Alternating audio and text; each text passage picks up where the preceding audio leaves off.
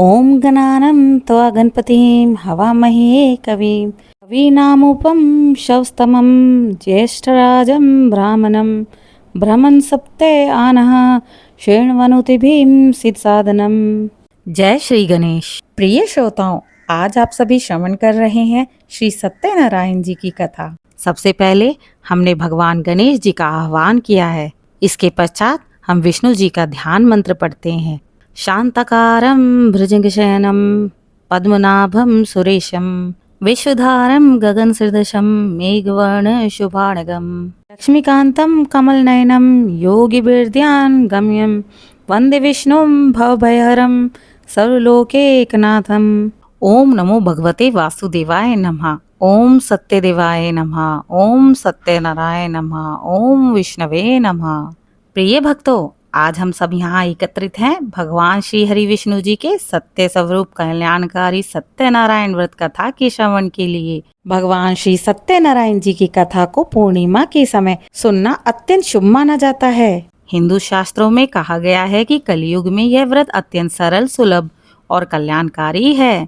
इस व्रत को करने मात्र से जीवन के समस्त कष्ट दूर होकर सुख, समृद्धि और शांति की प्राप्ति होती है। अब आप सभी श्रद्धा और मनोयोग पूर्वक भगवान की यह पावन कथा का श्रवण करें। पौराणिक काल की बात है, एक बार निमिषारण्य तीर्थ में शौनक आदि 88,000 ऋषिगण यज्ञ कर रहे थे।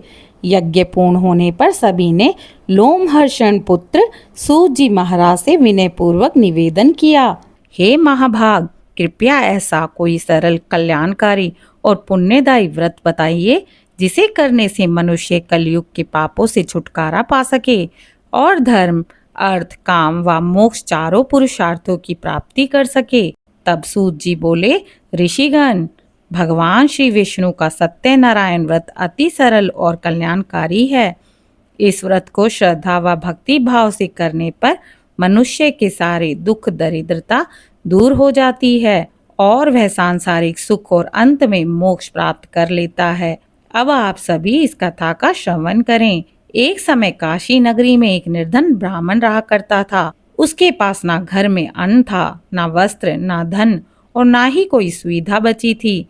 वह दरिद्रता और दुख में दिन रात व्याकुल रहता तथा भिक्षाटन करके किसी प्रकार अपना जीवन निर्वाह कर रहा था। उसका मन सदा उदास और चिंता से भरा रहता। वह सोचता, हे ईश्वर, इस संसार में क्या मेरा जीवन सदैव अभाव और कष्टों में ही व्यतीत होगा। एक दिन जब वह भिक्षा मांगने के लिए नगर से निकला तो मार्ग में उसे एक अत्यंत तेजस्वी, दिव्य और करुणामय पुरुष मिले। वह कोई साधारण व्यक्ति नहीं थे, स्वयं भगवान नारायण जी थे, जिन्होंने अपने भक्त पर दया करने के लिए मानव रूप धारण किया था। भगवान ने उसे देखकर पूछा, हे ब्राह्मण, तुम इतने विषण और चिंताग्रस्त क्यों हो? तुम्हारे मुख पर आनंद का प्रकाश क्यों नहीं है?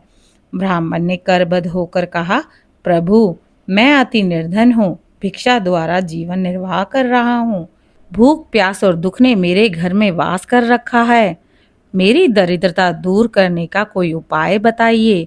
भगवान विष्णु जी ने कहा, हे ब्राह्मण, यदि तुम सच्चे मन से भगवान विष्णु जी का व्रत करोगे तो तुम्हारी दरिद्रता दूर हो जाएगी। तुम श्रद्धा व भक्ति के साथ सत्यनारायण व्रत करो। इसमें अधिक खर्च की आवश्यकता नहीं होती। जो भी सुलभ हो, जैसे दूध, फल, गेहूं, चावल और तुलसी पत्र, उन्हीं से पूजा कर लो।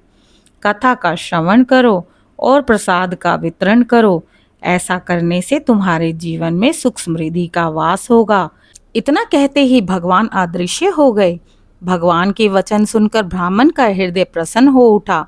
वह शीघ्र घर लौटा और अपनी सामर्थ्य अनुसार पूजा की सामग्री एकत्र की। उसने पूरे विश्वास और निष्ठा के साथ सत्यनारायण भगवान का व्रत किया। उसने शुद्ध मन से भगवान की मूर्ति स्थापित की, कलश रखा, दीप प्रज्वलित करा और श्रद्धा से कथा सुनी। पूजा पूर्ण होने के पश्चात उसने सबको प्रसाद वितरण किया। भगवान सत्यनारायण उसकी भक्ति से अति प्रसन्न हुए। शीघ्र ही उसके घर में धन, धान्य और सुख, समृद्धि आ गई। जो ब्राह्मण पहले दरिद्रता के कारण दिन रात दुखी रहता था, वह अब दान देने वाला ब्राह्मण बन गया। उसके घर में आनंद और शांति का वास था। कथा की समाप्ति के बाद सूत जी ने सभी ऋषिगणों से कहा, हे ऋषिगणों, इस प्रकार सत्यनारायण भगवान का व्रत करने से निर्धन ब्राह्मण धनी बन गया और उसका जीवन सुखमय हो गया। अतः जो कोई भी इस व्रत को श्रद्धा, विश्वास, भक्ति के साथ करेगा, उसके जीवन के सभी संकट दूर होंगे, उसके घर में लक्ष्मी का स्थायी वास होगा और अंत समय में उसे मोक्ष की प्राप्ति होगी।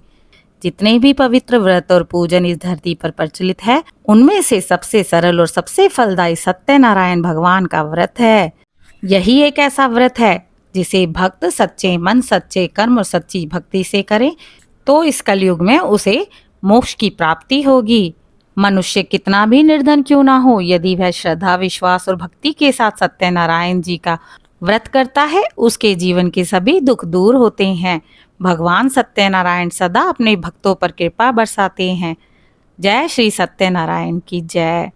अगर आप सभी को आज की कथा पसंद आई होगी तो कमेंट में जय श्री सत्यनारायण जरूर लिखें और इस चैनल को लाइक, शेयर, सब्सक्राइब करें ताकि और भी धार्मिक और आध्यात्मिक कथाओं को आप सुन सकें।